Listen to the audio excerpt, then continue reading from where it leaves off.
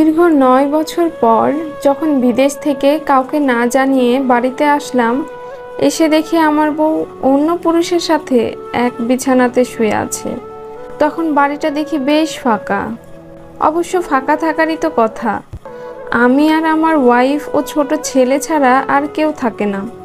কাউকে কিছু না জানিয়ে সারপ্রাইজ দেব বলে যখন বাড়িতে প্রবেশ করলাম, তখন একটা রুমের দরজা আধ খোলা অবস্থায় রয়েছে। দরজাটা ঠেলে ভেতরে ঢুকতেই দেখি আমার বউ পাশের ৩ বাড়ি পরে আশিক ভাইয়ের সাথে একই বিছানাতে শুয়ে আছে। আমি এমন দেখব কখনো ভাবতেই পারিনি। চোখ দুটো যেন অপলক ওদের দিকে তাকিয়ে আছে। এমন দৃশ্য যে দেখতে হবে আমি কখনো কল্পনাও করতে পারছি না। আমার তো বিশ্বাসই হচ্ছে না। মনে হচ্ছে আমি কোনোভাবে ভুল দেখছি না তো, আমার কোথাও ভুল হচ্ছে না তো দেখতে। আমি যা দেখছি তা কি সত্যি?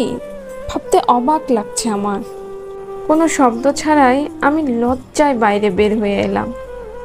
দরজাটা আস্তে করে বাইরে থেকে লাগিয়ে দরজার কাছে ধপ করে বসে পড়লাম। আমি ভাবতেই পারছি না আমার বউ এমন করতে পারে। আমি চিন্তাই করতে পারছি না আমার বউ আমাকে ধোঁকা দেবে। সারা শরীরের লোম আমার তখন দাঁড়িয়ে গেছে। ডান হাত আর ডান পা আমার নিজে থেকেই কাঁপতে শুরু করে দিয়েছে। আমি ঠিক কী করব বুঝতে পারছি না। চারিদিকে একবার তাকালাম। বাড়িটা বেশ উন্নত হয়েছে। হাত ঘড়িটার দিকে তাকিয়ে দেখি বেলা 11টা। তার মানে আমার ছেলে এখন স্কুলে। আর আমার বউ এই সুযোগটা নিয়েই যা ইচ্ছা তাই করছে। কিন্তু কেন? আমার কি দোষ? ভেতর থেকে তাদের কথা শুনতে পেলাম। ভাবি, তুমি এত হট কেন? তোমাকে রেখে ভাই যে কিভাবে বিদেশে থাকে বুঝতে পারি না। সাথে সাথে আমার বউ সূচনা উত্তর দিল, আসি, তোমাকে না বলেছি সবসময় শাকিলের আব্বুর কথা বলবে না? শুনতে একদমই বিরক্ত লাগে আর কেমন অসহ্যও লাগে। আশিক একটু জোরে হেসে বলল, কি অসহ্য লাগে আর কেন ভাবি? আবার কি করলো? ভাই তো তোমাকে ভালোবাসে। সূচনা বলে ওঠে, বাসে, কিন্তু কাছে তো আর থাকে না। আমারও তো শরীরের কিছু চাওয়া পাওয়া থাকতে পারে। আশিক আবারও হাসতে থাকে। তারপর বলে, তাই তো কাজ ফাঁকি দিয়ে দিনে একবার আর রাতের দিকে একবার তোমার কাছে এসে পড়ে থাকি ভাবি। সূচনা জবাব দেয়, আমিও তোমাকে এখন ভালোবাসি। আমাকে শক্ত করে জড়িয়ে ধরো না প্লিজ। আমি কান খাড়া করে ওদের কথা শুনতে থাকি। কখন যে আমার শরীর ঘামে ভিজে গিয়েছে খেয়াল করিনি। আমার ছেলেটা ক্লাস 3-তে পড়ে। ওর আসতে সেই বিকেল হবে। না জানি আশিক সূচনার সাথে কতক্ষণ এভাবে রোজ থাকে। গা থেকে শার্টটা খুলে ফেললাম। আমার গায়ের লোম যেন আরও বেশি দাঁড়িয়ে গেল। আমি ভাবতেই পারছি না এটা আমার সেই আগের সূচনা, যাকে আমি কিনা 15 বছর ধরে ভালোবেসেছি। আর সে, আমাদের বিয়েটা হয়েছিল প্রেম করে। দুজনেই দুজনকে অনেক ভালোবাসতাম। সূচনা পড়তো আমার থেকে 3 ক্লাস নিচে। মেয়েটা ছিল বেশ গোলগাল চেহারার। রোজ তাকে দেখতাম, কিন্তু কিছুই বলতাম না। প্রায় বছরখানেক ওর পিছনে ঘুরেছিলাম, কিন্তু কোনোদিন কথা বলিনি আমি ওর সাথে। একদিন ওর বান্ধবীকে আমার কাছে পাঠায়। তারপর থেকে আমি ওর সাথে মাঝে মধ্যে কথা বলতাম। এরপর একদিন তাকে প্রপোজ করি। সে রাজি হয়ে যায়। প্রেম শুরু হওয়ার 7-8 মাস পরেই ওর পরিবার ওকে বিয়ে দেওয়ার জন্য চাপ দেয়। তাই বাধ্য হয়েই পড়া শেষ না করেই সূচনাকে বিয়ে করতে হয়েছিল। বিয়ের বছর দেড়েক পরেই আমি সূচনাকে রেখে বিদেশ চলে যাই সংসারের টানাটানিতে। এরই মধ্যে দেশে আর একবারও আসিনি। অনেক দেনা পাওনা মিটিয়ে একেবারে দেশে ফেরার ইচ্ছা ছিল বলে আর আসিনি। এর মাঝে শুনি যে আমার একটা ছেলে হয়েছে, নাম শাকিল। কিন্তু যখন সবাইকে অবাক করে দিয়ে বাড়িতে আসবো বলে ঠিক করেছি, আর বাড়িতে এসেই দেখি আমার বউ অন্য একজনের সাথে একই বিছানাতে। এটা দেখার পর আমি নিজে ভীষণ অবাক হয়ে গিয়েছি। ভাবি, ভাই যদি জানতে পারে যে আমি তোমার সাথে রাত কাটাই তাহলে কি হবে? আশিকের বলা কথাতে আমি আবার ওদের কথা শোনার জন্য কান খাড়া করলাম। সূচনা বলে, আরে ধুর, ও কিভাবে জানবে? ও তো এখন দেশের বাইরে। ও তো এটাও জানে না যে তোমার সন্তান আমার পেটে এখন। ওকে বলবো যেন খুব তাড়াতাড়ি বাসায় আসে। যাতে সবাই ভাবে এই দ্বিতীয় সন্তানটাও ওর। ও জানবেই না তুমি আরো ভালো করে আমাকে আদর করো। তো আশিক হেসে দেয়। ওর হাসির শব্দ আমার কানে বাজতে থাকে। বড্ড অসহ্য লাগছে আমার। চোখ দিয়ে পানি পড়া শুরু করে দিয়েছে। নিজেকে আজ বড্ড মেবানান লাগছে। যুদ্ধে বিধ্বস্ত সৈনিকের মতো আস্থা করে আজ পড়ে আছি যেন। তখনই শুনতে পেলাম আশিক বলছে, ভাবি আজ সন্ধ্যা থেকে তোমার সাথে থাকবো সারা রাত। আমার বউ আজ বাপের বাড়ি যাবে মেয়েকে নিয়ে। তোমার সাথে থাকবো বলে আমি রয়ে গিয়েছি। প্লিজ ব্যবস্থা করে রেখো। সূচনা হেসে দেয়। ওর হাসি যেন বদ্ধ ঘরটাকে আরো বেশি চকচকে করে তুলল, আর আমার মনটাকে যেন ড্রিল দিয়ে ছিদ্র করে তুলল। সূচনা বলে, আচ্ছা ঠিক আছে আমার জান, তোমার জন্য আজকে না হয় শাকিলকে ওর দাদুর বাড়ি পাঠিয়ে দেব।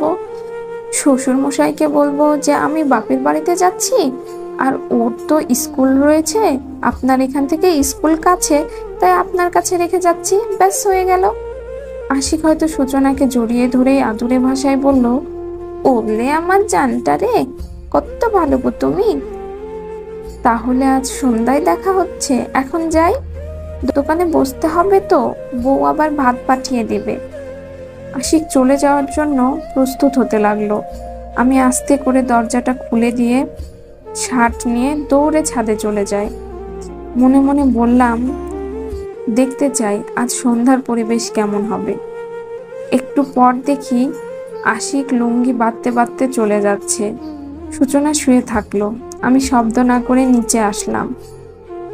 দরজাটা তখনও অল্প খোলা আছে। আমি বাইরে চলে আসি, আশিকের বাড়ির সামনে চলে আসি। সারাটা দুপুর বিকেল ওদের বাড়ির আশেপাশে লুকিয়ে থাকি। যখন ওর বউ বাপের বাড়ি যাবে বলে বের হলো, ওদের বাড়ি থেকে অনেকটা দূরে চলে গেল। আমি তখন ওর বউয়ের সামনে আসি। আমাকে দেখে আশিকের বউ বলে, আরে অনিক ভাইয়া না, আপনি কখন এলেন? আমি তাড়াতাড়ি বলি, আজ আপনার মেয়েকে ওর নানুর বাড়িতে পাঠিয়ে দিন। সে বলে, কেন?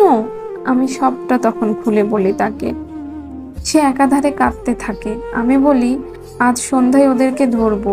আপনি আপনার মেয়েকে পাঠিয়ে দিন আপনার বাপের বাড়ি, আর আপনি আমার সাথেই সন্ধ্যা অবধি থাকুন। সে তাই করলো।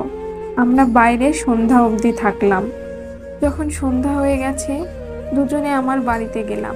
যে দেখি ঘরটা আধা খোলা অবস্থায় আছে। ঘরের মধ্যে ডিম লাইটের আলো জ্বলছে। মিউজিক প্লেয়ারে স্লো মোশনে কুমার শানুর রোমান্টিক হিন্দি গান চলছে। আমরা দুজন দরজার বাহিরেই দাঁড়িয়ে রইলাম। আমার বউ আশিকের বুকের উপর মাথা দিয়ে শুয়ে আছে। গায়ে তেমন কোনো কাপড় নেই। আর আশিক সূচনাকে পরম আদরে জড়িয়ে ধরেছে। যে আশিকের জায়গায় আমার থাকার কথা। আশিকের স্ত্রী মাইশা অঝরে কেঁদেই চলেছে। সে বারবার বিড়বিড় করে বলেছে, তোকে আমি কত বিশ্বাস করতাম, আর তুই কিনা। এরই মধ্যে সূচনা বলছে, আচ্ছা আশিক, যদি তোমার বউ জানতে পারে কোনোদিন যে আমার সাথে তোমার সম্পর্ক রয়েছে, তখন কি হবে? আশিক মুচকি হেসে উত্তর দেয়, ধুর পাগলি, ও জানবে কি করে? আমি কি একদমই গাধা নাকি যে ও সব জানবে? এমন কোনো কাজই আমি করি না। এই বলে দুজনেই হাসতে থাকে।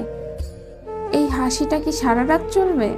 আমার কথা শোনা মাত্র ওরা দুজন লাফিয়ে ওঠে। আমার দিকে ওরা দুজন চোখ বড় বড় করে তাকিয়ে রইল কিছুক্ষণ। তারপর যখন ঘরের লাইট জ্বলে উঠলো, ওরা আরো বেশি অবাক হলো, কারণ লাইটটা জ্বালিয়ে এসছে আশিকের বউ মাইশা। আশিক ভয়ে চুপসে গেল। সূচনা একবার আমার দিকে আর একবার মাইশার দিকে তাকায়। তখনই মাইশা ভয়ঙ্কর কাজ করে বসে। টেবিলে থাকা ফুলদানি নিয়ে আশিকের মাথায় জোরে মেরে বসে। আশিকের মাথা থেকে রক্ত ঝরতে থাকে। মাইশা দৌড়ে চলে যায় বাইরে। আমি চেয়ার টেনে বসলাম। আমার দিকে সূচনা বড় বড় চোখে তাকিয়ে রইল। ওই চোখে ভয়ের ছাপ স্পষ্ট। আমি বললাম, কি দোষ আমার? তোকে ছেড়ে বিদেশে পাড়ি জমিয়েছি বলে অপরাধ করেছি? নাকি তোর জন্য কাজ করে টাকা পাঠাই আর তুই মজা করে বেড়াস, এটা আমার অপরাধ? তুই সুখে থাকবি বলে এত কিছু করলাম, এটাই কি আমার দোষ? কোনো কথা বলে না ও। ওর চোখ দিয়ে পানি পড়ছে। আশিক ব্যথায় কাতরাতে লাগলো। তখনই মাইশা কোথা থেকে বটি নিয়ে আসে, আশিকের গলাতে কোপ দিতে যাবে। আমি আটকাই। আশিক ভয়ে আমার দিকে তাকায়। মাইশা বলে, তোকে বিশ্বাস করা আমার দোষের ছিল তাই না? তোকে রোজ খেয়াল রাখা আমার ভুল ছিল তাই না? নিজেকে অনেক চালাক ভাবিস তাই না? দুজনেই চুপ হয়ে গেল। আমি আর মাইশা ওদের দিকে তাকালাম। দুজনে আমাদের দিকে কোনো কথা ছাড়াই তাকিয়ে আছে। আমার চোখ দিয়ে অনবরত পানি পড়ছে। ওদের দিকে তাকালাম। সূচনা বলে, অনেক আমার ভুল হয়ে গেছে, আমাকে মাফ করে দাও। আশিকও এটাই বলে। আমি মুচকি হাসলাম। বললাম, তোদের জায়গাতে আজ আমাদের দেখলে তোরা কি করতিস? ওরা কিছুই বলে না। সূচনা আবার বলে, আমি জানি অন্যায় করেছি, আমাকে তুমি মাফ করে দাও। আমি কষে ওর গালে 2টা চড় দিই। মাইশা বলে, ভাইয়া ওদের এখানেই মেরে ফেলি। আমি কিছুই বললাম না। মাইশাকে নিয়ে বাইরে বের হলাম। ঘরের দরজা আটকে দিয়ে চলে আসি বাইরে। মাইশাকে রেখে দোকান থেকে পেট্রোল কিনে নিয়ে আসি। তারপর বাড়িতে তা দিয়ে জ্বালিয়ে দিলাম। ওদের আত্মচিৎকার আমার কানে আসছে আর আমি পৈশাচিক এক হাসি দিলাম। গল্পতে একটি ভাইয়ের জীবন থেকে নেওয়া, যা একটি সত্য ঘটনা। গল্পের সেই অনিক ভাইয়া আর মাইশা আপু ঘটনাটির পর 7 বছর জেলে ছিল। পরে টাকা খরচ করে তাদেরকে ছাড়িয়ে আনে তাদের বাড়ির লোকজন। বন্ধুরা, গল্পটি ভালো লেগে থাকলে ভিডিওটিতে একটি লাইক করবেন এবং এমন আরও গল্প পেতে চ্যানেলটি সাবস্ক্রাইব করে পাশে থাকবেন। ধন্যবাদ।